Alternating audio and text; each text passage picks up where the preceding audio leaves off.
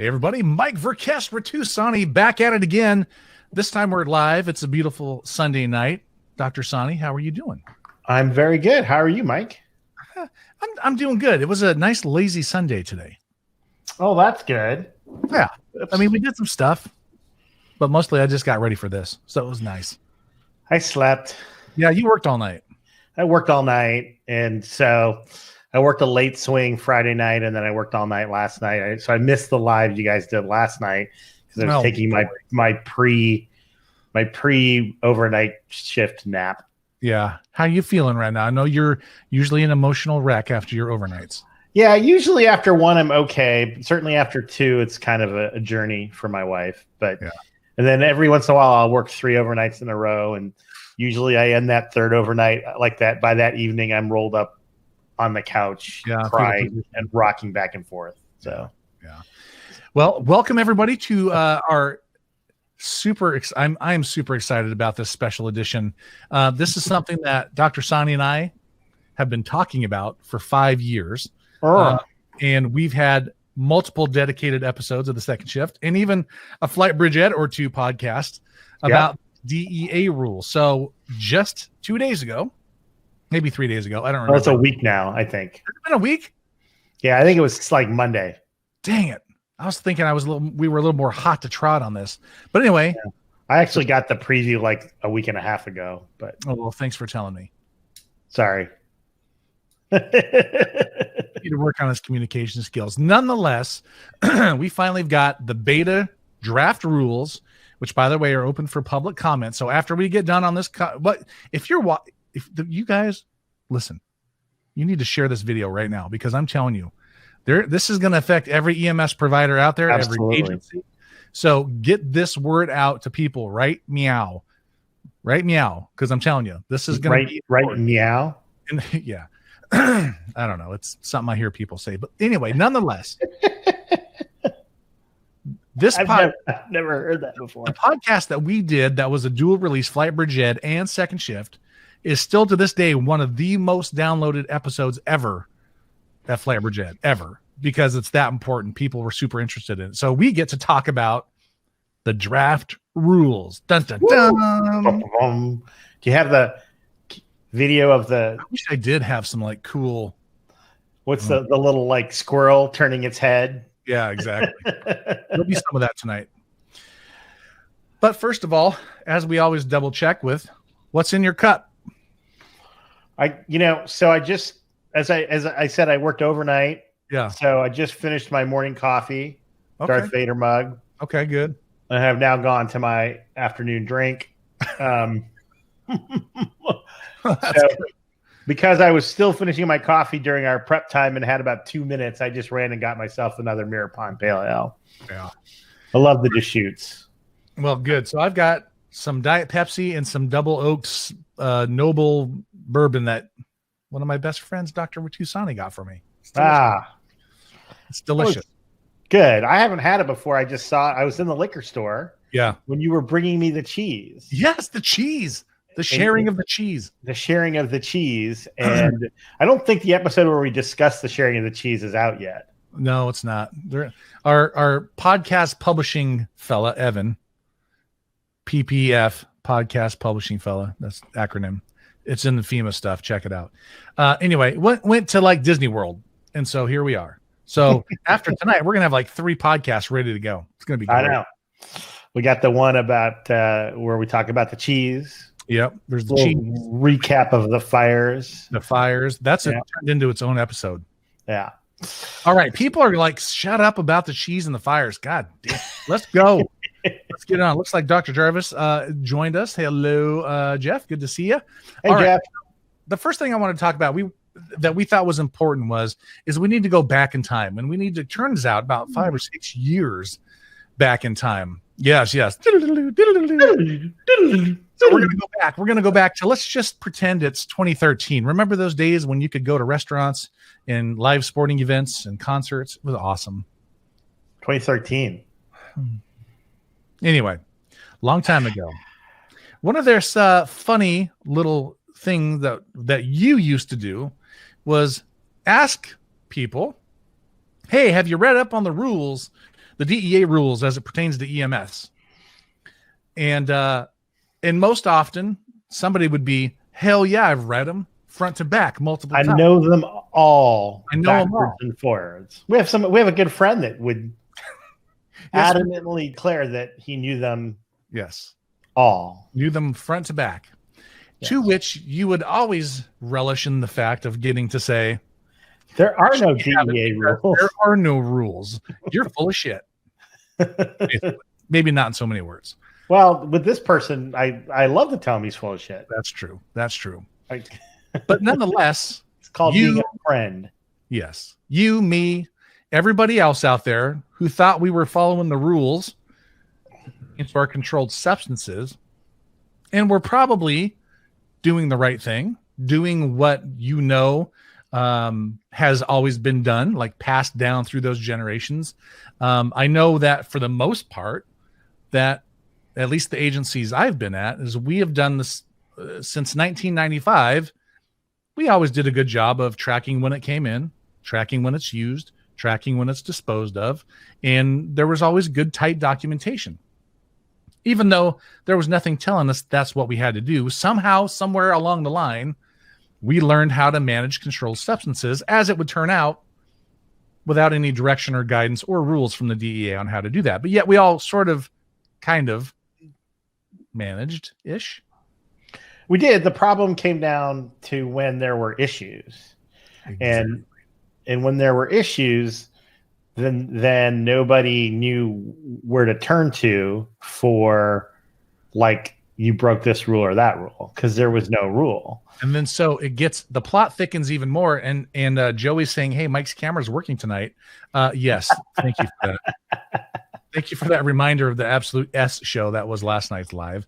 Anyway, so not only did that create a problem for that agency, exactly do I deal with this? So they dealt with it the best way they know how, but it also put the DEA in a strange position because there were no rules for those agents to figure out how to assist you, to find you, to pat you on the head and say, well, it was a good try. It was handled completely different everywhere across the country. Would you agree with that? Absolutely. Am I being cross-examined? No. Yes, Your Honor. Well, I'm just saying, how do you operate in such an area? Like, what do you do? It creates a real problem. Yeah, and then there were a couple of cases sort of notable issues. There was a case in Texas. There were a couple cases in Texas, which I heard is a delegated practice state. Yeah. Can you confirm that, Dr. Jarvis or Dr. Pickett, anybody? But there was a case where, and it's a sad case. The executive director of an EMS agency was diverting large quantities of drugs for his wife, who was dying of cancer. Sad, but illegal. And the medical director figured this out, and so notified the DEA. So one of the other pieces is that the DEA, in many situations, because there's no such thing formally as an EMS DEA registration, most places the medical director had their own DEA that was on the line. Yep. And so this medical director kind of said to the DEA, dude, I think we've had a big diversion problem here. I know I'm obligated to tell you. And the DEA said, hey, that's great. Thanks. Hey, well, this is your fault, right? Because you're the medical director and it was your registration. And so we're going to fine you $1 million. And that was sort of like one of the big red flags. And ultimately that person didn't end up having to pay $1 million. But the idea that as a medical director, I'm personally and individually responsible. And, as a good medical director should have, we all have insurance, but the insurance doesn't cover your fines for a DEA thing. Yeah. So that was a big red flag. And then as practices change, as practices were becoming more and more variable, I always use Wake. And some of the examples I use are like Wake County, where they had to have a DEA registration for every apparatus. Right. And they had to they Brent was their medical director. They had to get a distributor's license, which is a significantly different registration than a provider. And they had a pharmacy, right?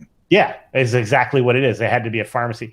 And when they put their DEA, when they put their controlled substances out on the rigs, they had to fill out a 222 form from themselves. Dave Pearce, Houston, says he has like 49 separate DEA numbers because they told him he had to have one for every fire engine. So just this variability of practice. So, and really, as these issues started cropping up and just, I guess, coming to the forefront where people would see them, the DEA sort of reached out. And God, what was this? Have been October of 2014 or 15. This is where we had a conversation. 14, right? Yeah. So in October 2014, the DEA started a conversation. They came to an ASEP meeting where I attended as I was NAMSP president. Yeah. And they started talking to ASEP and NAMSP about these issues. And then they came to the NAMSP meeting in January of 2015 in New Orleans and met with the NAMSP board, the executive director, the executive committee. So we were all sat in my little suite in New Orleans and met with the DEA about these issues. And the DEA had some interesting things to discuss, right? And they basically said, I mean, I guess I can just paraphrase. You were the one in the room, so maybe I should just leave it to you. What did they tell you in that suite in New Orleans that fateful January 2015? Well, what they told us was that they have to, when they create the EMS rules, they have to follow the existing Controlled Substances Act, the statute, the law written by Congress. And the law requires every administration of a controlled substance to have a real-time either physician's verbal order, written order, or prescription. So that based on that law, which they couldn't change, that standing orders or protocols were illegal. And we even had a couple of local DEA agents. We heard some stories that some local DEA agents were starting to tell their local EMS people that what you're doing is against the law. And so that caused a little bit of a kerfuffle in the EMS world. Yeah. So essentially the way it really, at the end of the day, at that meeting, and this is the part I remember because we've talked about this so much, some of it sticks with me, some better than others, but you were like, essentially the EMS folks in the room were like, that's not going to work for us. And basically they said, change the law. They had to be careful, right? So they can't advocate for a statutory change. Of course not. So they said repeatedly, we can only do what the law tells us to do. And then we had a follow-up conference call with them like a month later. And they were like, no, well, and we were just like, this is going to crush emergency medicine. Right. We were like, let's say you're out in the wilderness and you get injured and there's no cell phone. So do we have to truck your broken pelvis back 30 miles without, and all their response was not, they weren't defensive at all. They were like, we can only do what the law tells us to do. And then the big light went off. Well, shit, then we got to fucking change the law. There Perfect. You go. And that's a super easy process. You just go change the law. You just go to www.changethelaww.com. Right. And then you just put in what you want. And then, no, that's not how it works at all. No. So this is where advocacy comes in. This is where having champions, having connections. We've talked about sort of being friends with your local politicians, your state representatives, all these kind of people. And so if we fast forward, let's go back a little bit. So those are the discussions that are having at ASEP and NAMSP. So come January or February, see, this is where I'm going to get my thing screwed up because I didn't read my notes very good, because we had a last minute change on the year. So it was 2016. The bill was introduced. Is that right? Correct. Yes. January of 2016. So between that thing that happened in 2015, beginning of 2015, what we had to do was sort of we decided we had to change the law. And so NEMSP was in the process of firming up their lobbying. We talked a lot about lobbying. It costs a lot of money, right, to have a lobbyist. And we had made the commitment during my presidency that we were going to maintain that. And so we had, continued to work with a firm called Holland and Knight and my friend Lisa Hawk. And Lisa kind of went out and did her lobbying thing along with Miranda and found a couple champions in Congress, both on the House side and the Senate side, to listen to our story. Because remember, facts are important when making policy decisions, but stories are what move legislation. And Representative Hudson, along with Representatives Butterfield and Ruiz, Hudson and Butterfield from North Carolina, Ruiz, an emergency physician, Pittsburgh guy from California, introduced actually it wasn't HR 304 at the time, but the Protecting Patient Access to Emergency Medications Act. So we really spent all of 2015 kind of working with NAMT and ACEP and working with Representative Hudson and his legislative director, Preston Bell, to come up with bill language, work with our partners to make sure the language was amenable to everybody involved. And then in that sort of year-long process, probably 10 months, culminated in Representative Hudson introducing the bill in January of 2016. Yep. And it was, for the most part, this is what they considered, and I learned all this from you. This was a white hat issue, right? So It was a nonpartisan issue. This was something for the good of the people, essentially. So it actually went through the House pretty quick, unanimously, and then got moved to the Senate. Right. The one thing, it went through, it went through hearings in the House. Yeah. Craig Manifold, rest in peace. And Craig and representing ACEP and NAMT. And then I was supposed to go, but then they moved it, and I was on my vacation for my parents' 50th wedding anniversary. So Brent went, and so Craig and Brent testified before the House Energy and Commerce Committee about the bill, which was super cool. And then it got passed by the House unanimously, got pushed to the Senate, and basically died in the Senate because just sort of personal politics almost. Yeah. So, so what did that mean? I remember being super excited it passed, because obviously we talk all the time, but specifically this, like when something would come up or something would pass or something happened, like you would text me and we'd be like, oh, this is great, whatever. And then I remember that, like you were saying, like if it does not get passed, like if the Senate does not like vote on this, it's going to die. And then we're going to have to start all over. And sure enough, it died. It died. The 2016 was an interesting year. There was a presidential election, which people may have heard about. I don't know what the outcome was, but they had so that Congress ended at the end of 2016, and each Congress is 2 years, and any bill that doesn't pass just dies. Yep. And they start the slate clean again. So it has to be reintroduced, the whole 9 yards. It just has to start over. Yep.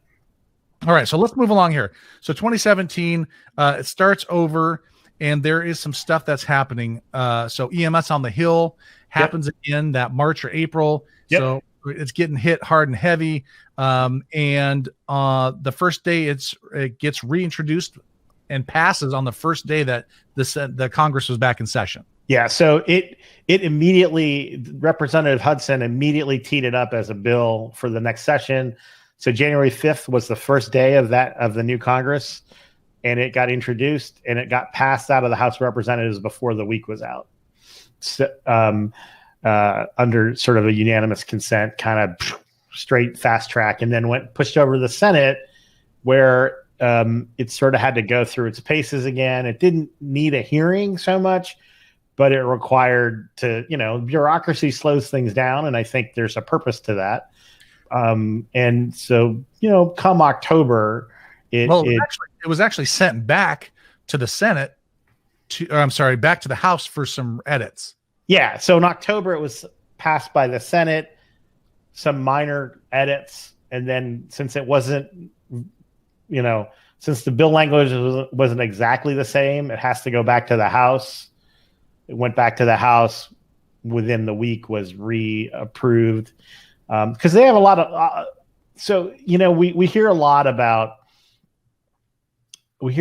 politics and floor fights and this and that, but the reality is the majority of the stuff that Congress does that actually gets done, a large chunk of it is done unanimously, and it's done quickly after sort of the fine percolating period.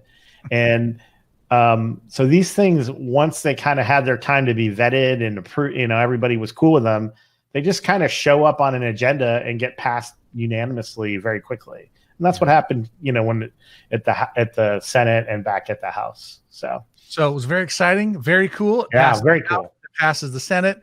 Come November, Trump signs it into law. And then November of 2017, we have the new patient access to emergency medications that's passed. It's now the law. Yep. Just like the old cartoon, how the bill became a law. Yep. I'm just a bill on Capitol Hill. I know that's pretty good. We did that in 20 minutes. Usually we can do like that for an hour and a half. I know. Well, we got a lot of stuff to cover, but I think it was important to set the foundation as to what we're going to talk about next, which is the actual first draft of the rules that came out. And that's what I want to talk about. So the moment that this thing was signed, and we were talking about this before we came online, regardless of the fact if there was guidance on how to follow the law or not, it doesn't matter. The provisions within the law take effect in that moment. Is that right? Right. Exactly. So the minute it was signed by the guy, the president dude, it's so hard for you, and I appreciate how you just take it easy. I didn't get my White House invite for that or anything. Yeah. As soon as it's signed by the president, there were provisions in that law that took effect right away. And the most important one was that it was legal to do standing orders. Yes. And that was the most important piece. That got done right away. As soon as it was signed, it was legal. We didn't have to worry about that. There was a lot of things in the law that required implementation. Right. So the law says it's legal to do standing orders. You don't need, then it's legal. But the law also says that you have to have a registration for EMS agencies. Well, that's not, turn on flip. Now that the agency in charge of that has to put in place a bunch of rules about, well, how do you apply? How much is it going to cost? And exactly. What does it mean? And so you have to implement those pieces too. Does it take 3 years for that? 3 years? Not usually. Okay. Are you restraining yourself there? Yeah. Well, yeah. I mean, there were a number of there were a number of issues that made it hard. Yeah. I would say that this particular this particular administration has not been kind to career government workers. And so there was at every level of every agency, a ton of turnover. Yeah. So we met with DEA people multiple times, and then we would find out that they were like gone, that they had retired or left or reassigned or whatever. And so the policy shop at the DEA that does these things seemed to have a lot of turnover. So it took a little while.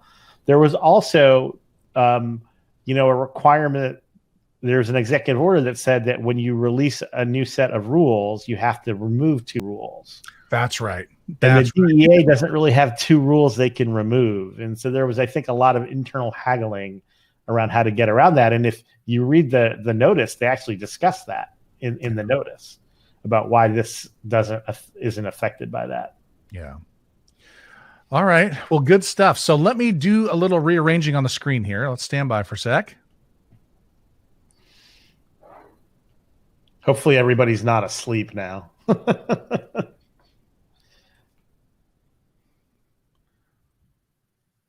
All right.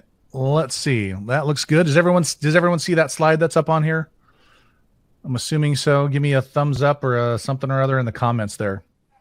I'm pretty sure we're good. Yep, there it is. That looks good. There's a little bit of a delay on the program that we use, so it looks like it. All right. So golly. So this is if you can do this while you're watching, like maybe you're on a laptop or something like that, you can kind of listen to us keep going. But all you need to do is just Google DEA rules, EMS, protecting patient access to medications, and it will bring you the very first thing that will come up is the draft rules or the beta rules that they will call it. I might be able to put it in the comments here while we're talking about it, but I have a lot of moving parts here for me to do 17 different things. It's kind of hard, but so if somebody, maybe Nick or somebody wants to throw the link in the comments on Facebook to the document, that would be awesome. Yep. But essentially what I tried to do here was we're just going to kind of summarize what, and there's a couple little ones that I missed here or there, but really I just wanted to get the words up on the screen for you guys. And then I figured we can just kind of discuss them as we are going through here and taking a peek at this stuff. Does that sound good to you, boss man? It does. It does. I think the rules as they came out were, it's 18 pages of fun and really fine print on the Federal Register. But at the end of the day, I kind of thought they did a reasonably nice job. Yeah, I mean, for being involved as I have been, obviously thanks to you and learning so much stuff because of you, and like I was able to get through this. It makes a lot of sense to me. There's a couple of head scratchers in there, which is sort of weird. Oh, okay, thanks, Nick. Looks like Nick put the link in the comments there. So if you're watching on Facebook, you can find that link. It's federalregister.gov. And then emergency medical services, blah, blah, blah. So anyway, you can go on there and find that because it's going to become important that you go to this document if you're watching this at some point, okay, and share this with your friends. But anyway, I felt like I got through here. There's a couple of head-scratching things that I just don't get, and we'll talk about those as we go. But other than that, I figured we could just start with a quick summary. Does that sound good to you? That sounds great. We can just kind of pop through. This is very unlike us to have slides and words. I know we have words. And for those of you that want to criticize me for having slides with bullet points, Tyler, we're talking about federal registration. We're talking about rules, right? So I didn't want you to get my spin on it. I wanted you to actually see the words for themselves, which are pretty much copied and pasted, with the exception of there's a lot of references to like other subsection B, paragraph G. Well, I just took that stuff out to kind of simplify. Yeah. All right. So this is the first part. The Act established uniform EMS agency requirements for the administration of controlled substances while ensuring adequate safeguards against theft and diversion. The Act makes 5 key changes. So these are the first things that we're going to talk about. The first one is the Act creates a new registration category under the CSA, which is a Controlled Substance Act, for EMS agencies, directing the Attorney General, thus the administrator of the DEA or delegation, to register such an agency under the Controlled Substance Act if the agency submits an application demonstrating that it is authorized to conduct emergency medical services under the laws of each state in which the agency practices. So what does this mean? What's your take on this particular first bullet point here, Dr. Sani? So this was the fundamental issue in a lot of ways. There were no EMS specific rules and no EMS specific registration. This makes it very clear that the registration is the agency's responsibility and not the medical director's responsibility. There's other pieces. This was a big win. Like, this is a big deal. This is a very big deal. And it was accomplished because all of the EMS community thought this made sense. And, it's interesting because usually if you go to somebody and say, well, we're going to change the authority, we're going to change the requirement, if you will, to you from me, they're all like, no, I like it with you. But we went to our partners at the International Association of Fire Chiefs and at the American Ambulance Association and said, we think it's stupid and actually kind of weird that the medical director as a person is responsible. And they both said, yeah, we've always thought that was weird. And we feel like we're responsible for this. We're on the hook for this anyway. So we don't have a problem with this. So that was kind of key. And that was very helpful. And there's if you look at what else happened, there are other things that help them out, I think, too. I will say the other piece, just kind of overall, I got to give Lisa Toffel, but now Lisa Hawk credit. When you write a statute, it literally takes an act of Congress to change a statute. So you don't want to write something with too much specificity, because if something like, if you wouldn't want to write in statute that you should provide this healthcare and you should provide this treatment for something, because those things can change. But on the other hand, if you're too broad, like too high up, the agency can kind of run wild and do whatever they want. So you got to find that nice framework. And this is why having a professional who's written legislation for a living is really helpful. We found, I think, a really good sweet spot in the law that basically tells the DEA, these are the things you need to do. And then the other thing we told them was, and then make rules around this so that it works. So we didn't provide a lot of specificity for some things. And there were other things where like, no, you have to create an EMS agency registration, for instance. Yeah. So that's number one. Oh, yeah. I didn't mean to interrupt you. Oh, I don't even know. Yeah. All right, let's get on to number 2. All right. Second, the act directs the Attorney General, thus the administrator, to allow a registered EMS agency to obtain a single registration for each state in which the agency administers controlled substances, rather than requiring an agency to obtain separate registration for each location at which it operates within that state. Okay. Again, makes a little bit more sense, right? Absolutely. No more, you have 5 stations, you have 47 engines, you need a DEA license. It's $731 a pop for each one of those. I'm sorry, DEA, they're not licenses, they're registrations, but it's unambiguous. Yeah, exactly. You're allowed one, you can have more. So if you're and I don't know what AMR is going to do in this state, whether they'll have just one. I suspect they will, because I know Randy. But if they wanted to have one for each sort of operation with a different medical director, they could have 3. But at the end of the day, they don't have to have one for every station, every agency. And then the other piece was hospital-based. Yep. The other one on this slide basically says that if you're a hospital-based EMS agency, you can just operate under the hospital's DEA, because that was another place where they were getting like mixed messaging. Like some local DEA offices were like, no, EMS is separate and you have all these rigs and you need a registration for your EMS part and you need one for every station. And this allows like the hospital-based EMS agency to say, nope, we're just part of this hospital. So again, this is just clear. You can't overcharge them. And I think that's really good. Yep. All right. The third one, subject to certain restrictions, the act authorizes EMS professionals of a registered EMS agency to administer controlled substances in Schedule 2, 3, 4, or 5 outside, and this is bold and highlighted and underlined in the whole 9 yards, outside the physical presence of a medical director or authorizing medical professional in the course of providing emergency medical services. So boom, this was the piece. This is the one that says you can use standing orders. And again, this was sort of done when the president signed it, but now we actually see the words. EMS professionals are only allowed to make such administrations if authorized by state law and pursuant to standing or verbal orders that satisfy a number of statutory conditions. Thoughts on this one? I mean, this is it. This was the thing. That was it. Yeah. And the language in the regulation in the rule is pulled directly from the statute. So this was another one where we kind of all agreed on the statutory language so that it was straightforward. I love that. All right, let's get on to the fourth.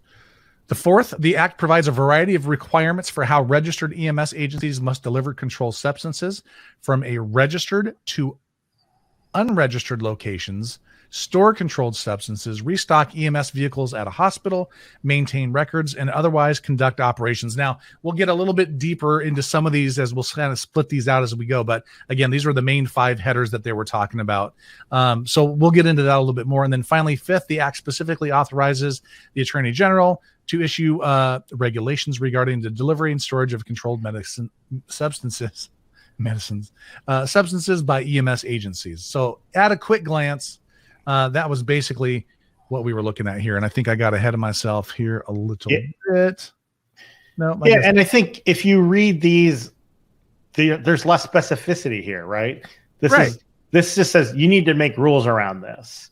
And the DEA was very concerned about diversion. Yep.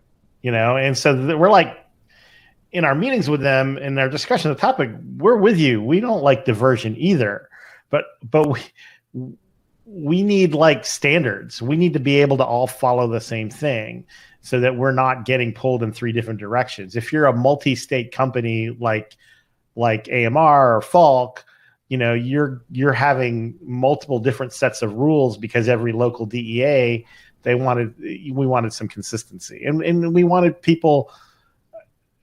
This was never about shirking accountability, but it was about creating accountability that was understandable. Absolutely. No, I think you hit it spot on.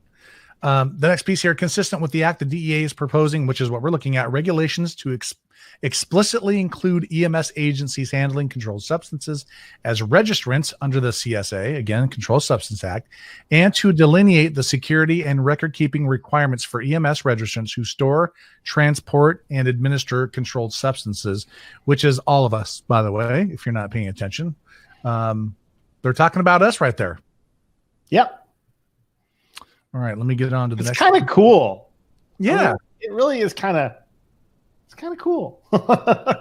It is cool. I mean, there was a lot of work done by a lot of people to make this happen. So and we don't really exist in federal law. Right. Well, and certainly the term medical director never was a thing. Right. This is the first federal law that recognizes an EMS medical director. This is the first federal law that really talks about EMS agencies. I mean, that's a thing. That's good. And that is a great segue into another summary slide here. The Act thereby effectively amends the Controlled Substance Act to add a new category of registrant, an EMS agency. Ta-da! Sprinkle the pixie dust. Awesome. We made it. And to require the DEA to grant registrations to those agencies if certain conditions are met. Thus, in conformity with the Act, DEA proposes to amend 21 CFR. See, this is the stuff I told you. I deleted a lot of it. Well, I left some in for you. So 21 CFR 1301.13 and to add 21 1301.20 to provide for the registration of EMS agencies. So this is really awesome. So we get to be our own thing, which I think is great. I think we've already talked about it. This takes a ton of heat off of the medical directors as far as this goes. And it's really just setting a great clean path for everybody. Yeah. Now there are some people who will argue, well, wait a minute, my EMS agency already had a license or a registration. And they talk about that in the rules a little bit. And we've talked about this in the past. But there were states, and it required the state to allow this, but there were states that allowed EMS agencies to get a DEA registration under the mid-level provider certification. Yep, that's on one of our upcoming slides here. Okay, so we can talk about that further when we get there. I know I looked through these. I missed that one. So. Yep, that's okay. So second bullet point there says the DEA recommends 3 options to allow EMS agencies to transition their registrations in accordance with the Act. The 3 options for EMS agencies to transition are, by the way, I just have to remind you, these are still beta rules. These are not final rules at all. These are all up to for discussion, up for your comments. These are, but like I said, these are not final by any means. So the stuff we're talking about tonight, this could change in a week or a month or God, who knows how long, right? But this could change.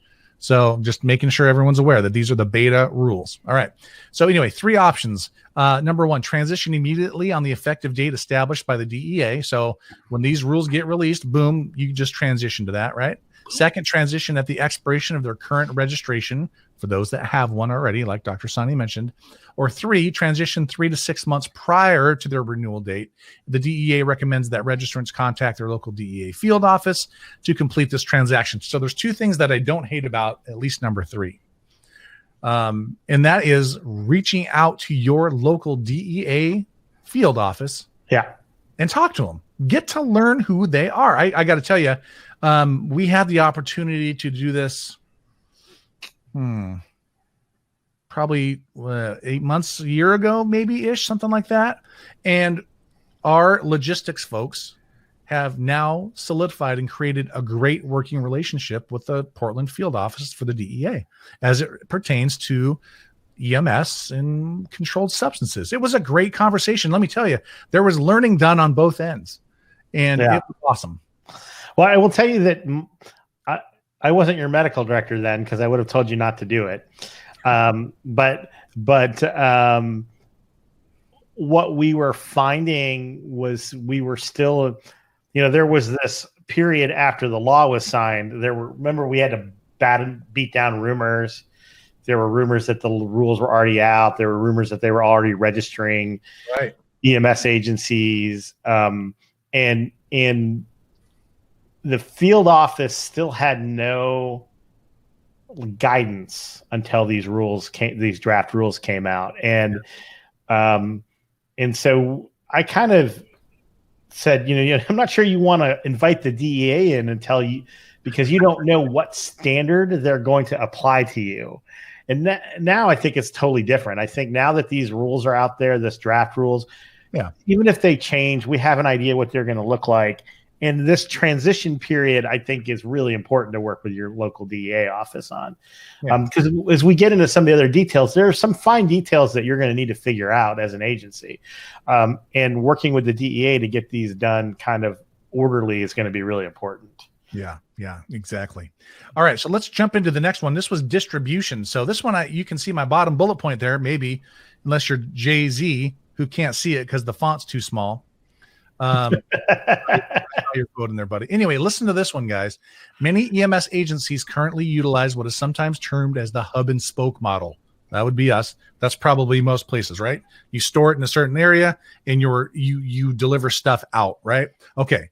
Well, where the agency has a main or central location and several station houses managed by the main location. The station houses are strategically placed throughout a geographic area to provide timely responses to emergency medical needs of the residents in the area. Okay, here you go. Under the DEA's current regulations, if only the main location is registered with the DEA, the employees of each of the individual unregistered station houses are not allowed to acquire or store controlled substances at the unregistered station house.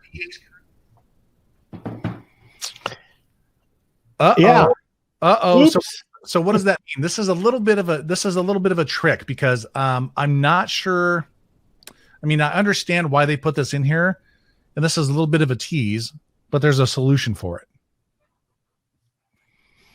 Yeah, no, this is, I mean, what's interesting is, we store we have, I'll just use one of my other fire departments. Every station has a safe that keeps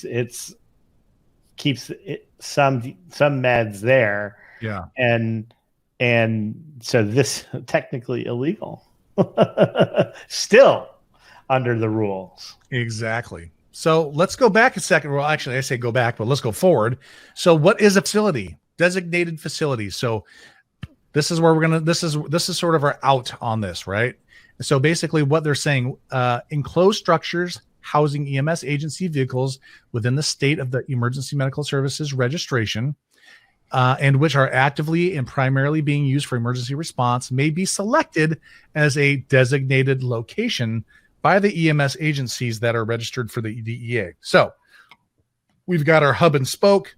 Our hub is registered as the DEA's. That's our registered facility. Okay, there's two things: registered facility, designated facility. Right. Registered facility is going to be at my agency. That is our main logistics. That is it. That's our registered facility. Our stations, however, will be designated facilities. Therefore, we're good to go. I mean, that's kind of the short version of it. Would you agree? Yeah, and I think what this does is a couple of things. One, what they're saying is you don't have to have a separate DEA number for every station, but you sure as hell need to know where the stuff's going, right? And so as we get more into the rules and we talk about storage and things like that, the idea is that you basically get again, you already said it. You get your deliveries from the registered place. Yep. You can distribute it to designated facilities, and there are rules in place on how you're supposed to store them at designated facilities. Mm-hmm. Previously, the DEA only had rules around, like, if you were a distributor, or so again, like maybe the guy who told Wake, and I see Jay-Z's on, maybe the guy that told Wake that you were a distributor probably had it right in the sense that your registered facility needs some standards. Yeah. So it allows them to say, yes, you can put these meds in another place, and you don't have to get a separate number and pay $731, but you're going to have to follow some rules at these places. Yeah. And I think that's responsible and reasonable. Yeah, agreed. All right, let's get on to the next one here. And the process, from what I understand, the process for designating a facility will be to go onto their webpage and you just list your designated facility. There's no approval. Exactly. You just list your designated facilities on through the web portal. Yep, exactly. Like Jay-Z said in the comments, a distributor allows you to hand out drugs to other agencies. So that makes sense. Yeah. All right. Oh gosh, excuse me. All right. There was another piece in there about vehicles, and that's under letter D, emergency medical services vehicles. Both the act and the proposed definitions of emergency services vehicles define EMS vehicles as ambulance, fire apparatus, supervisor trucks, or other vehicles used by an EMS agency for the purpose of providing or facilitating emergency medical care and transport, or transporting controlled substances to and from the registered and designated locations. Wow, that's a mouthful, right? Under the control of a consultant practitioner registration or hospital registration, controlled substances can be supplied to and stored in the EMS vehicle. One thing that we talked a little bit, let me finish this and we'll talk about it. Let's see here. Or in an EMS vehicle used by the agency that is traveling from or returning to a registered or designated location of the agency in the course of responding to an emergency, otherwise actively in use by the agency. Okay, that was a lot of stuff to talk about there, but what is this not telling us? How they're stored in the vehicle. How they're stored in vehicles. So that's a question I've gotten. If there's somebody that's reading this document right now and you're in there and you find that, and maybe we missed it, it's entirely possible, throw it in the comments. But at least that's good, right? I mean, it's at least describing and letting us know that these vehicles are sort of official. We can keep those in there. We can store them in there. So is this another one of those? So I guess this is a question for you, and you may or may not know, but Wesley wants to know about aircraft. That's a really good question. It does not say aircraft, does it? No, but it says or other vehicles. But it does say ambulance, and so it's considered an ambulance, right? Air ambulance. Well, so I mean, in like most states, the helicopter or the aircraft are licensed as ambulances, right? But it also says define EMS vehicles as ambulances, fire apparatus, supervisor trucks, or other vehicles used by an EMS agency for the purpose of providing or facilitating emergency medical care. So I think that kind of covers like all of that shit. Yeah. So I think helicopters. I think physician Jeff put in there, physician response vehicles. Yes. We got when I got to talk to Fred. When are we getting ours? yeah, so those sorts of things. Nick says he read locker cabinet. I'm not sure that was in the vehicle though. Yeah. I saw that too. It like literally says it needs to be a sturdy container that is permanently affixed, blah blah blah, or something like that. But yeah, I didn't see that as far as the vehicle. That was to the designated site, right? Right. So I don't know. I think that one thing that I read when I read this, that's going to take a little bit of that takes a little bit of expansion of thought process. It's not specifically addressed in here, but I think it's okay. Is they still very much talked about a traditional model of almost a fire-based model of hub and spoke. What is really not discussed in any of their kind of discussion is a system status managed model, where there was one central station and you put the stuff on the vehicles for the day, and you're not responding to calls, you're just posting. Now, I do think that there was something in here. So in an EMS agency vehicle used by an EMS vehicle used by the agency that is traveling from, returning to a registered designated location of the agency in the course of responding to an emergency or otherwise actively in use by the agency. So to me, the otherwise actively in use by the agency would imply that if you are in a system status model where your ambulances are deployed and they're being moved from post to post, that would be actively in use by the agency. But I think my sense is in the comments, it may be worth asking that question or pointing that out. Yeah. So the background and all the stuff that you read in this doesn't really talk about sort of a system status managed model in general. Yeah. But I think it's okay, and I think it's covered by this.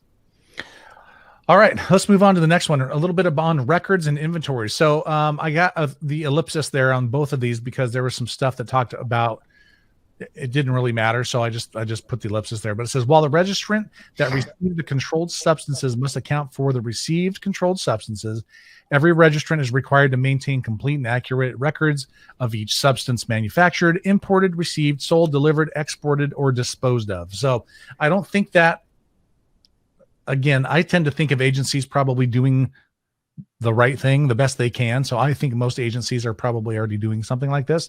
I know at least mine is, which is awesome. Yeah, I think we would expect it even in a world, devoid of rules that you're kind of following it. You're kind of following that. I would say that there are probably agencies that don't do this as well as they should. Yeah. Bill Toon says, years ago when I worked in New York City, I carried narcotics on my person. That was back in the day right there. Well, but I mean, one of my agencies, that's how they do it. They still do it that way. They keep them in their pocket? They keep them in a pouch. In their, like in a fanny pack? Yeah. I'm out. It's an agency that used to work for. No, I don't like that. Yeah. Anyway, let's move on. Second bullet point, would require an EMS agency to maintain records for each controlled substance administered or disposed of in the course of providing EMS services, providing emergency medical services under the proposed blah, blah, blah. Any EMS personnel who disposes of or administers controlled substances to a patient in the course of providing emergency medical care must record the name of the controlled substance and provide detailed information about the circumstances surrounding the administration of the controlled substance.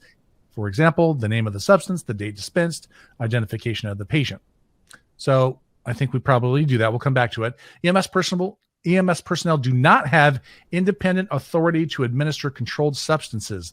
Therefore, more stringent record-keeping requirements are necessary when allowing administration of controlled substances without direct oversight. So I put in there protocols. That's kind of what our protocols are for, right? Yeah. Like those guide us as to when to administer these medications. We're not doing it sort of willy-nilly. And I guess the real question is going to be how much of the record that they're talking about is going to be, will the chart suffice for? Well, you would think the chart would suffice because that's every bit of information we have on the patient, right? I would think so. But I also think that if you are, I think good practice at the very least will be the idea that you can create a report that just has all this in it. Either in your charting software, or the charting software pushes it to a separate kind of drug piece. Just so that and there's another requirement that's going to make some of that going to make that there's another requirement on the medical director that we're going to talk about that's going to probably play a role in that we're hopefully will change some of that. But what they said in there, again, I thought that their description of kind of the what's and the whys and justifications was actually very nicely done. And they did say, look, this is a little bit of a risk to have these out here. So we really want good documentation. Yeah, for sure. And I think that's fine. We didn't, the one thing, did we mention, I can't remember if we mentioned this. No, we didn't mention, we mentioned this when we were talking about it in prep, but the other thing that they mentioned in their kind of justification was the role advocacy played in the creation of these. Yeah. So I felt really kind of, I got the Federal Register gave me a warm fuzzy when I read that. I'm like, hey, how does that happen? They talked about advocacy and the role it played in developing these rules. Yeah. And so I was very pleased and excited by that. Yeah. It's just nice to like put your heart and soul into something. And this is so fucking technical and specific, but it was a lot of work, and it was and it was in the scope of sort of like how things get done in Congress. It was actually probably I don't want to say easy lift, because it certainly wasn't, but it was a non-controversial lift, and it still took this long. I did tell Congressman Schrader, who is both of ours, right? I had a chance to meet with him this week and told him the rules just came out. He was also really supportive because he's a practicing veterinarian and had the same issues with controlled substance and veterinarians. And he's on the Energy and Commerce Committee and really helped us. I told him the rules came out this week. He's like, that took 3 years. I'm like, I know. He's like, government. Yeah. All right. Anyway. It talks a little bit about storage here. So that's our next slide. So the DEA proposes to add a section to allow 2 options for storage components in which EMS agencies may store controlled substances. The change is not taken directly from the Act's statutory amendments to the CSA, but instead implements the Act's authorization to the Attorney General to specify the manner in which controlled substances must be stored, registered, and designated locations, including EMS vehicles. So it's a little ambiguous. Does that mean that there's more to come on this? No, I think they were very specific to point out when they took language directly from the statute, and they still put it in the law, in the rule. And in this particular piece, again, the statute said make rules about this. And so they're like, based on the statute, we have the authority to make these rules. So that's why we're making these rules that are not in the statute. Yeah. That makes sense? Yeah, that makes sense. Yeah. So they're just sort of justifying that they're allowed to make these rules and kind of do whatever they want here. All right. So here's going on for some more storage. The first option in proposed 1301.80B1 would allow an EMS agency to store controlled substances in a securely locked, this is what we were talking about before, in a securely locked, substantial constructed cabinet or safe that cannot be readily removed. This storage component must be located at a secure location. Okay, we got to unpack this. We'll get back to it in a second. The second option in the proposed would allow EMS agencies to store controlled substances in an automated dispensing machine under specified or specific conditions. An ADS is a mechanical system that performs the operations or activities other than compounding or administration relative to the storage, packaging, counting, labeling, and dispensing of medications, and which collects, controls, and maintains all transactions in information. Okay, so is anyone out there actually going to be using one of these machines? Does anyone use one of these at their stations? Like, do they keep fentanyl in the machine? I don't know. One of my agencies in another county already. Really? These are the machines that are already does this. This is like it's like when you want to get your Cheetos at midnight at the hotel, you go punch in A6 and you get your fentanyl. Well, they have. Well, this is what. Oh fuck! What's the product that ESO has? Narcbox? Yeah, this is Narcbox. No, it's not. This is not Narcbox. No, this is not Narcbox. They're literally talking about like the machine, like the Pixis machine. Not but doesn't Narcbox have a Pixis type component? Well, yes, it does. Yeah, so if you're in your station and you've got the Narcbox piece and you're like, oh, I need to refill the fentanyl on the rig, and you just go bloop, bloop, bloop, bloop, and it dispenses it and you put it on the rig. That's what I read this to me. But I'm gonna have to disagree with you on that. That's okay. No, I mean, so we'll talk about, we're not endorsing one thing or the other, just so you know, but so my agency is going to Narcbox. So we have a Narcbox HQ lives in the logistics building, and we have RFID. And so when we have I'm just going to use a fentanyl, we get a fentanyl in, we wrap it with a RFID, beep, we scan it into the machine. Now the system knows that we just put a fentanyl in here. Okay. So when I need a fentanyl at the station at the box level, I'm going to put in, this is what we used. This was the run number that we used it on. This is how much we used. This is how much I disposed of. Boom. Perfect. So our logistics has a live running thing that says, oh, looks like Mikey V used a fentanyl. So they go in, they get into the narc box, beep, beep, beep. They do their code and their thumbprint. They pull it out. They scan it. That says this drug is out of the safe, but it's in limbo right now. So they scan it into the box, the narc box that's on their delivery vehicle. So now it's accounted for. They drive it to the station. They scan it out of that box, and then they scan it into the fire engine. And then that whole transaction is being recorded in real time.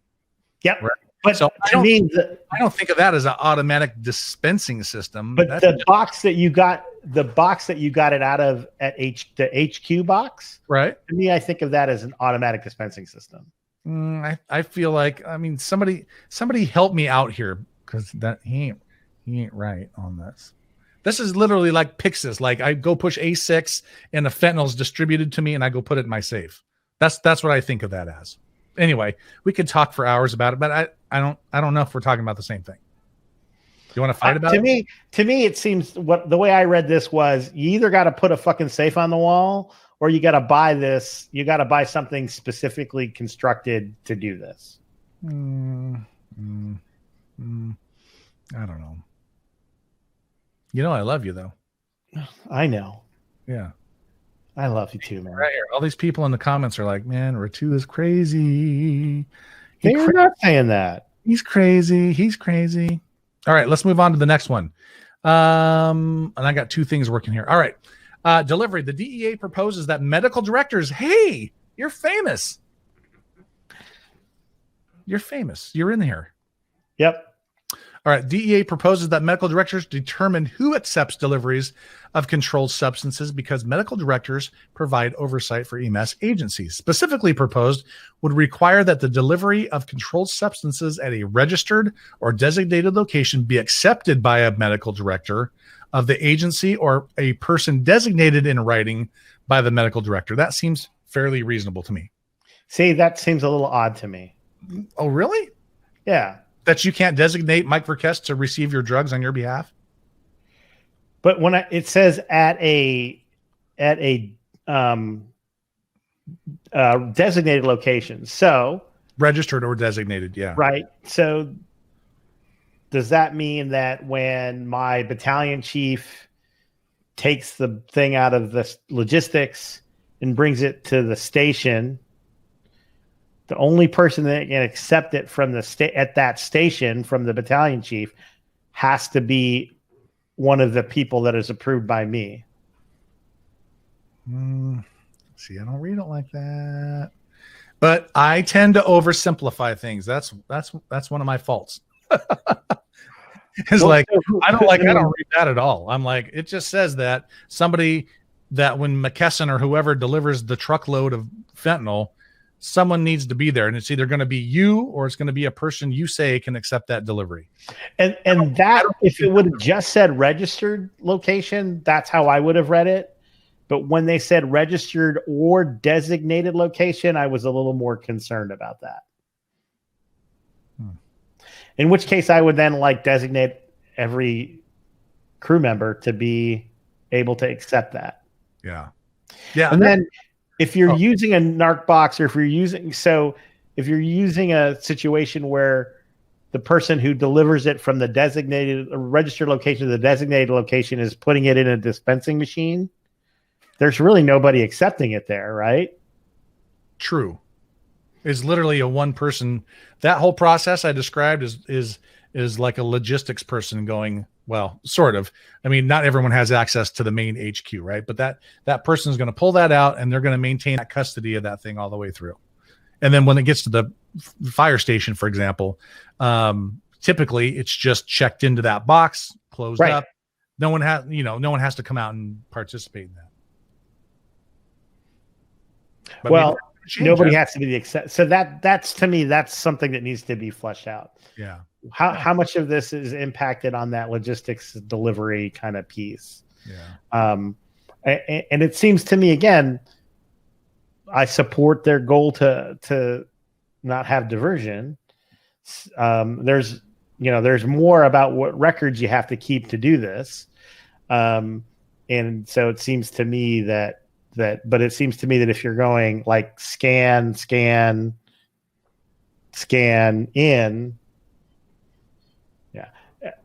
I would suspect though too that if you're doing that whole process with only one person seeing the product the whole time, that they would have a problem with that. Well, I don't know if that's going to necessarily be the case, because at least in the circumstance of a narc box, right? When that person checks it out, from the moment it is out, from the moment it's out until it gets checked into the delivery vehicle, it's in limbo, right? But we're always going to know where it's at. It went from the HQ to delivery truck 7, and then it's in delivery truck 7, and then it goes to the fire station. It's checked out of delivery vehicle 7 and checked into engine number 7, and so it's never lost. You know what I'm saying? Like, it's always accounted for. And at the end of the day, if it is, if it was expecting to have a delivery and it doesn't show up, then that's something that is tracked on the narc box thing as well, right? So, what prevents somebody from taking that product though and adulterating it if they're the only one there? Well, I mean, that could happen now, anywhere, right? Oh, it happened. I've been involved in a situation where it happened many, many, many years ago. Yeah, well, I think that comes down to having your written controlled substance plan, and which requires randomized, testing. So you literally, not on people, but you literally go out and you grab 5 or 6 fentanyl throughout your fire district or your rigs, and you replace them, and then you send them out testing, right? And that's not required. No, but that's one hat tip I will give to accreditation is you think about ways to better yourself, right? Better ways to improve the system. And I think at the end of this, that was one of my take homes, and I'll mention it now, is that at the end of the day, whatever passes through here, this is the floor. You got to do these things. If you have a problem, the DEA is going to hold you accountable and responsible. Yeah. And so your best way to not have a problem is to have a strong plan that probably exceeds even these floor requirements, so that you can prevent diversion. Yeah. And diversion is going to happen at many places. I mean, it's just a fact of life. Yeah. Not because people are bad it's because people who have addictions have to feed that addiction. Yeah. And the addiction is pretty freaking sneaky. And so you have to start thinking about the addiction and how it acts when you start making your plan. Yeah. again, so these are like the entry level criteria. Yeah, There's exactly. nothing that says you can't have stronger oversight than what's in these rules. Yep. So that second one there just says basically for record keeping purposes, delivery of controlled substances the proposed rules would require the medical director of the agency or designated person accepting the controlled substances to provide a signature, title, date, received, quantity, and any additional information that be required. That's probably not much different than it's currently working for most agencies. In the chat, a bunch of people said, well, just say any paramedic. I think we have to wait and see whether the DEA requires that to be a title or or a specific person by name. Yeah. Exactly. That's one of those questions. Yep. Agreed. All right. Next one. This one is authorization, and I've got a big old boldy, yellowed, highlighted, underlined, italicized, the whole 9 yards. Okay. Authorization. An EMS professional who is outside the physical presence of a medical director for authorizing medical professional must not only have authority from their EMS agency to administer controlled substances, but such administration must also be pursuant to a proper standing or verbal order issued and adopted by one or more medical directors of the agency as described below or as discussed below. So, do the protocols because you as a medical director sign our protocols. Does that cover this idea here? Or is this going to be a new document that says, to whom it may concern, I, Dr. Ratusani, authorized paramedics of agency ABC to blah, blah, blah, whatever. What are your thoughts on that? I think these are the protocols. And I think what I would probably do is take our existing protocols and just alter the upfront language to just basically say that these are our patient care protocols. They also authorize all of our approved paramedics to or EMT advanced and higher, whatever, to provide these as a standing order. So it's all right there. But hey, this says that you have to have medical direction and you have to have protocols. Yeah, boy. Yeah, baby. That's pretty good. I mean, that's really cool. That's really cool. And that it's in the federal law now. Oh, totally. That you got to have EMS medical direction. You better have one. Shoot. And not no milk carton medical director. That's right. Like me. All right. Agency registration. While this proposed rule is allowing for new registration category for EMS agencies to handle controlled substances, many agencies already have obtained a separate DEA registration known as a mid-level practitioner-ambulance. This is what you were talking about before. As of 2019, November, there were 3,521 MLPAS registrants. I had no idea, and this wasn't really, I didn't even know there was such a thing as this, but it sounded like you were familiar with this term.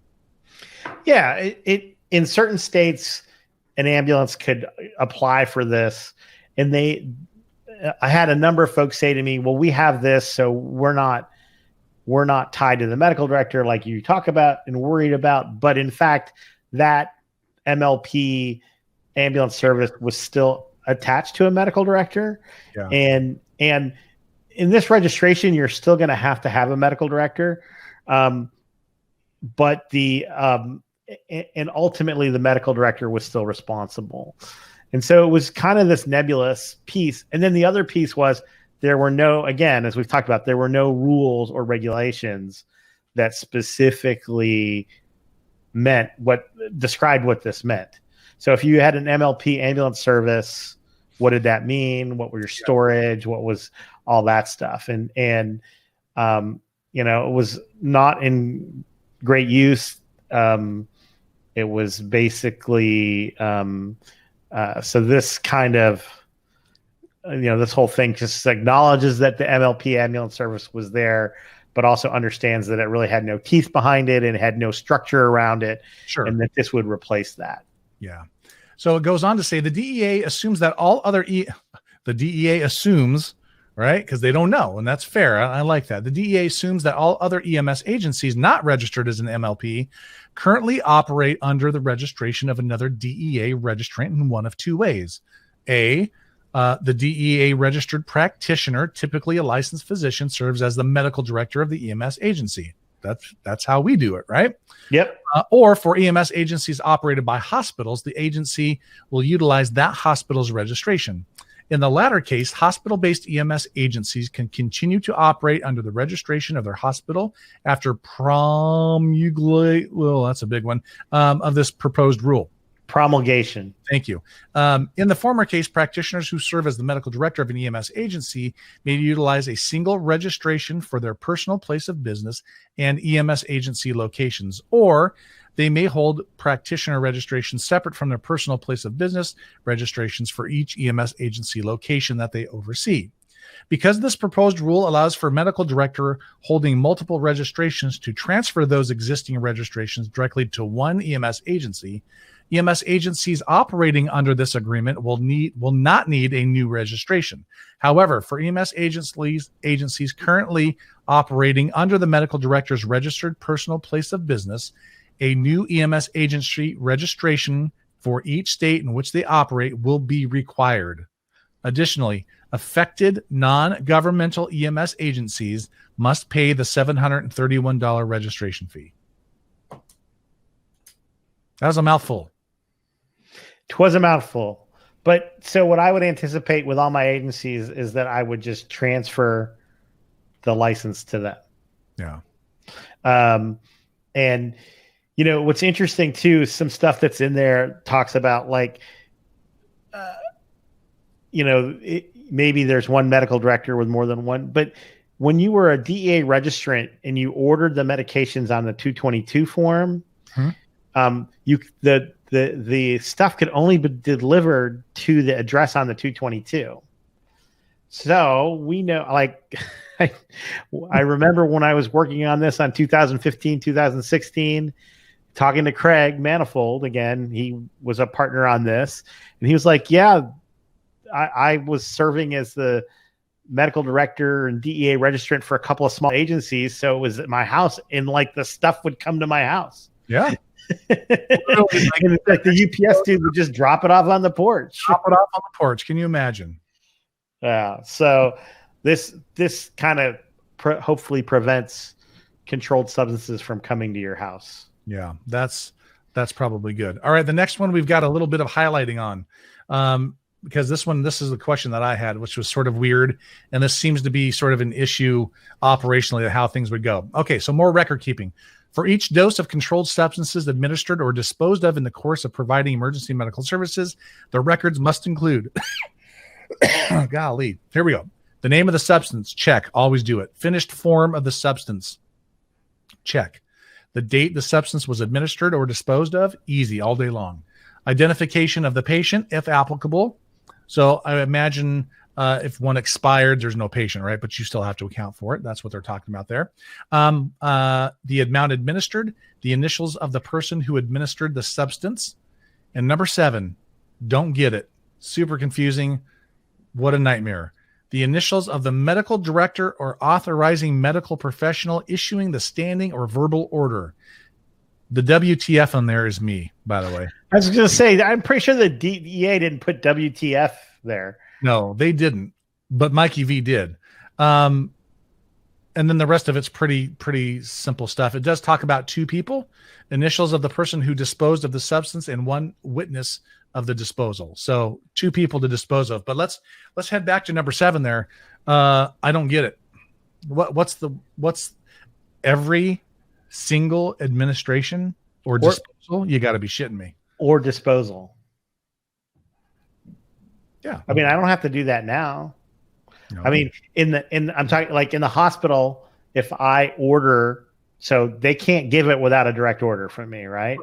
So I give them an order. Nurses, just let me finish.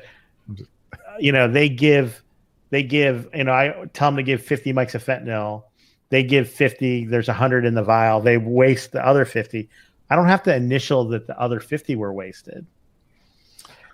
So that's interesting. But again, the idea, this is the biggest kind of like, wait, what? Yeah. Number 1, this idea of putting initials, none of this stuff is on paper anymore. No. So I guess we got to keep an idea that it's approved by the, And I think what they're trying to say is that because they're being done understanding orders, that there's some type of process that's going back and looking at, was it appropriate? Maybe that's it. I don't really know. It says right on there that you need to initial them. I know. What am I going to initial? I mean, I know that's what I'm saying. Like, you're going to need to go back through and QA every single one. I don't hate it, but this is completely unrealistic. And I might add that somebody has very poignantly and politically correct explain that in the comments, where everyone needs to go after watching this and reading this and make your own comments on this document. But there are people who have already picked up on this, that's just not even feasible at all. Yeah. And I think, and I don't know the answer. I mean, some people have already said maybe you can replace that with a quality improvement program, or so this is probably the biggest area of feedback that we're gonna need to discuss and have a sort of joint kind of. And we'll talk when we get to the feedback piece. I'll tell you what NAMSP is doing and how they're gonna handle it. This is probably the biggest. This is the biggest kind of red flag, yellow flag in the whole thing. Yeah, and it's a little bit of a like old school, like there's a piece of paper that you need to initial. Okay. Yeah. Okay. You're right. I mean, I guess the question is, like, if I get a report every week that says these were the cases where some controlled substances, and I got to go through and click them, maybe that's not the worst thing in the world. I don't know. Oh man. It still sounds very much like the way we did it in 1976. Well, it just sounds very pencil whippy and not really true. Like not really a quality improvement program, right? I guess that's the thing. Maybe we don't have enough context to understand what do you mean by this, and why is it important to them? We've already got standing orders. Those are signed. We have people authorized to use the medications. I don't understand having to sign off on every one of them. I don't know. Yeah, and I don't understand having to sign off on every disposal. Yeah. The medical director doesn't need to sign off on that. No. All right, we've got a couple more slides. We're doing great, and we're doing way better on time than I thought we were going to. Yeah, I think we'll be done in time for the Timbers game at 7, so that's perfect. Neat. I didn't know they were playing. Anyway, logistics. For deliveries of controlled substances between designated locations and a registered location, except hospital-based agencies restocking at the hospital in which the agency is operating, the records must include 1, the name of the substance, finished form, the number of units or volume in finished form in each commercial container. So no more mixing stuff in your backyard and putting it in a Windex thing or whatever. The date of the transfer, the name and address of the designated location to which the substance is delivered. And then finally, the name and title of the person in receipt of the transferred substance. So that talks a little bit more about the logistics side, about how that's going to work out, right? Yeah. I mean, it's a bit of a departure from what we do now, but I think our NARC box will help a little bit with that, because, and I'm just thinking out loud to myself here, like, we have fixed locations. We know that Station 7 is this address. The people that are working, it's probably not that big of a deal. So again, I think if you read their justifications, and then there's a couple things that we didn't cover on this that I want to come back to, but if you read their justifications, they talk about kind of like once the controlled substance leaves the registered location, it being out in the wild, and this being a little more of concern to them. So I think the idea that you need to have kind of tighter documentation about the comings and goings is really kind of how they're trying to make up for it. And I do think that some of these commercially available tracking things, somebody mentioned Operative IQ in this, which is what Lake Oswego Fire is starting to use. And I think Operative IQ and NARCBox can work together sometimes. But using these kind of automated systems to track these things is going to be kind of key. For smaller agencies like rural and things like that, this, it might be, if you're a rural area, you might just have one station. Then it's easy. Right. Yeah. And then if there's a couple of places, you're probably going to need to keep a paper trail of that. Somebody asked about what's going to replace the 222. There is going to be a new form called the 224 that is EMS specific. I think is going to be for the ordering. I signed my 222s for AMR online, so it'll be interesting to see how that goes.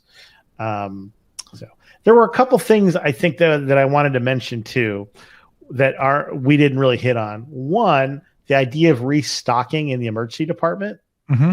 So that is an area that, like in Ohio, for instance, is a big part of how they manage these controlled substances. The rule and the law specifically allows restocking of controlled substances with the hospital stock. Yeah. It has ideas around how how you have to record that. If you restock, you have to notify like your own logistics people within 72 hours, a bunch of stuff like that. So that's another area where it was nebulous. Yeah. Nobody really knew if that was permitted, because we've always had this idea that registrants can't share stuff. Like I can't give stuff to you. Right. And so this is one where it's very clear that if you are on active EMS agency in service, that you may restock with the hospital supply. The other thing that exists in here that I think is super cool is that you can actually share controlled substances between registrants during a time of drug shortage. So suddenly, if we can't get any fentanyl, but our friend Benny is sitting on a ton of fentanyl because Benny likes to hoard the fentanyl for his ginormous fire department. If it's sort of declared to be in shortage and we have a plan and it's actually approved by our local office, Benny can now share that with somebody. Same thing. So shortage, natural disaster. Now it says with approval, you can't have, I don't think there's time logistically to get approval in a natural disaster. So that may be something, but the idea that agencies can share stuff is cool. Nick says, can a fire service share with the transport provider?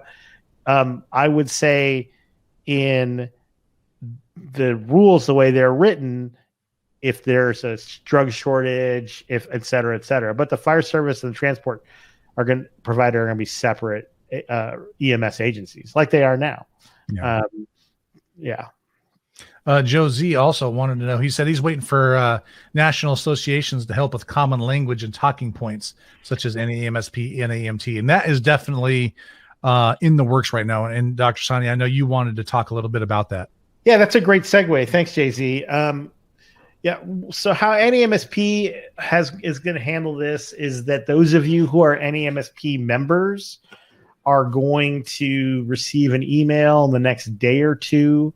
I just saw a draft of it over the weekend that basically we already pushed out to all our members. They're out. Go take a look, comment if you can. But what we're going to do is we want to get your comments directly to us. Also, actually preferred in a way. So we're going to send everybody at MSP is going to receive a email with a Survey Monkey where you can go in and kind of put your concerns. We'll collate those. Our government relations folks are looking through them also. And we're probably going to convene meetings between the advocacy committee leadership, the association leadership, and Holland and Knight, and then kind of go through those comments and try to create a common response. Yeah. And then have NAMSP respond, but also then share that with all of our members so that they can respond with the same kind of set of concerns, so that we can create the way the process works. The the benefit to rules is that they're flexible. They don't require an act of Congress to change them. The downside is, while there is a process for promulgation of rules, thank you. The agencies have some autonomy, so they can take all of our comments and go, fuck off, we're good. This is what it's going to say. This is not a political topic. So some political topics, that's what happens. And just to use as an example, the current administration has relaxed a lot of environmental rules. No judgment, good or bad, it's bad. But so they put out, to change rules, they put out a draft rules that relaxes a bunch of them. There's a bunch of groups that oppose these. They flood them with comments and saying these are bad. And the administration's like, yeah, thanks for the comments, but we're going to do this anyway. So they don't have to listen to comments. But this is, again, not political. I think we all have the same goals, the DEA and us and our partners, which is to take care of patients and to not have diversion. And so I think having comments that are thoughtful, that are coordinated, and then hitting them with both quality and volume is going to be important. And I know you've got the last slide up coming up, but there are a couple comments up there already that are kind of dumb. And so not dumb, that's fair. Comments that I don't agree with, that makes them dumb, right? So we want to flood them with comments that are beneficial.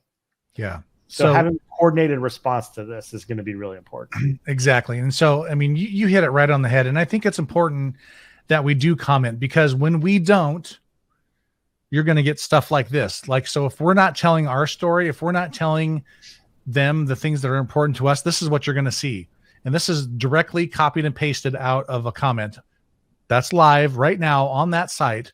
And it says EMS personnel should be required to report and be monitored on their use of patient administration of scheduled medications to a registry board, much like the PDMP, in hopes to minimize overuse administration of medications.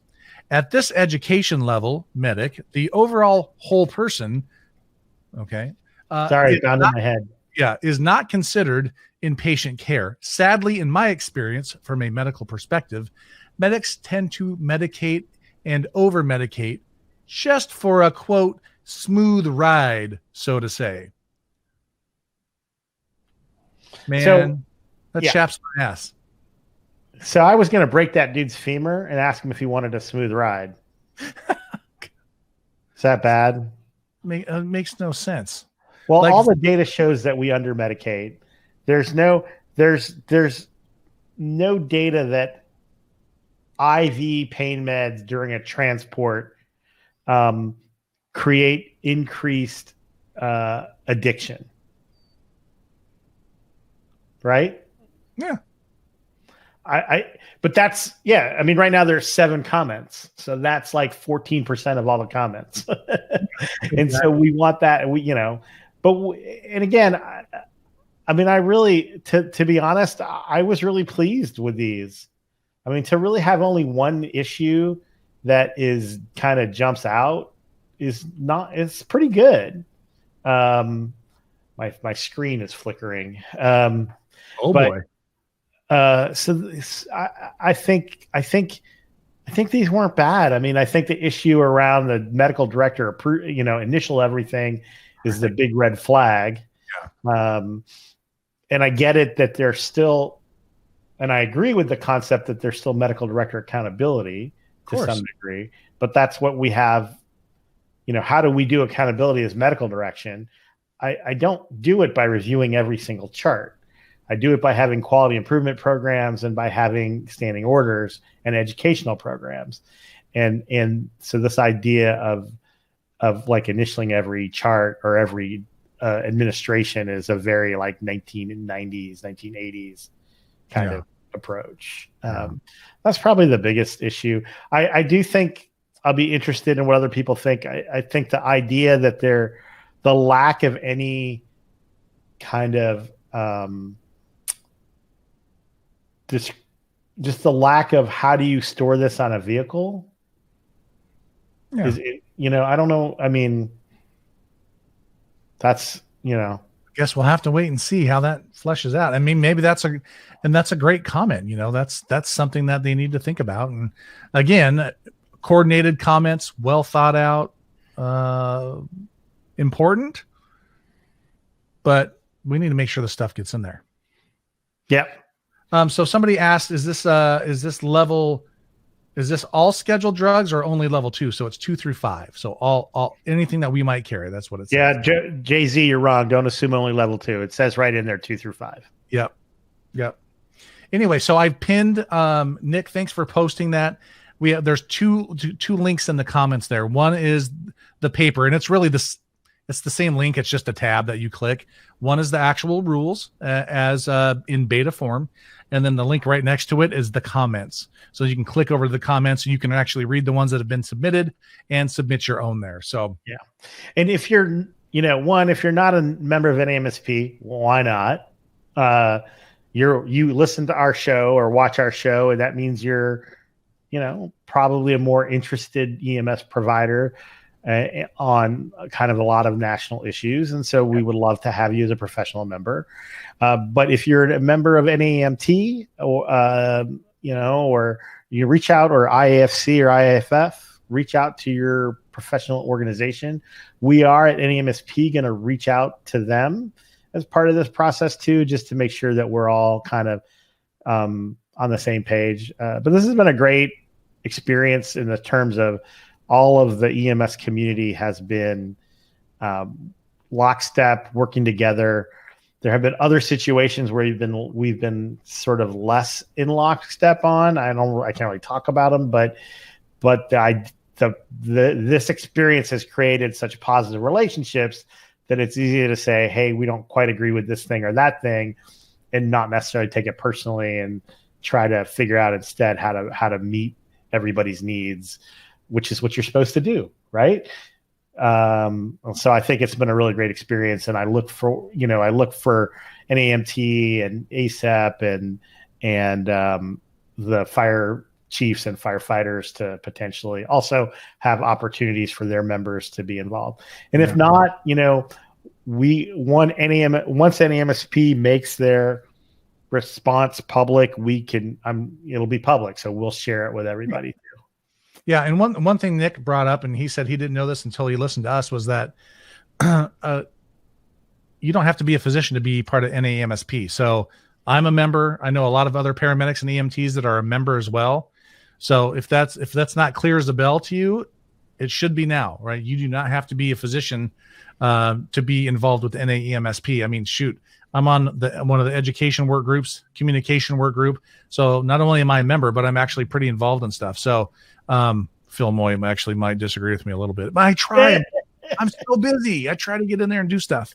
But anyway, yeah, you absolutely don't have. If you're an EMS, you should definitely belong to NAEMSP. You need to belong to something, whether it's NAEMT, NAEMSP.